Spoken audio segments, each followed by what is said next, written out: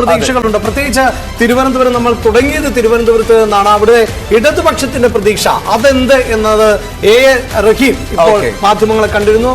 അദ്ദേഹത്തിന്റെ പ്രതികരണത്തിലേക്ക്.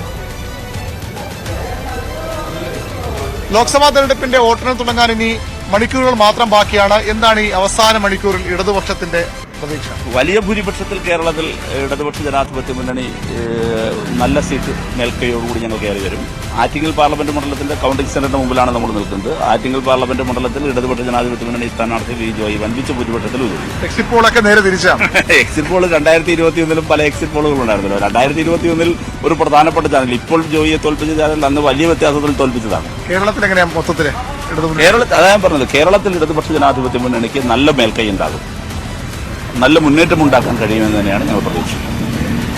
ഒരു സംശയമില്ല അവിടെ റഹീമിന് പ്രശ്നങ്ങൾ ഉണ്ടാകില്ല. ഈ ബാക്കി എല്ലാത്തിനെയും തള്ളിക്കളയുന്നു അല്ലെ ഒരു സർവേകളൊക്കെ പൂർണ്ണമായിട്ടും. അതായത് ഈ പറയുന്നത് പോലെ ശശി തരൂർ മുൻതൂക്കം നേടും എന്ന സർവേകളുണ്ട്. ചില സർവേകളിൽ എങ്കിലും BJP വിജയിക്കുന്നത് തിരുവനന്തപുരത്ത്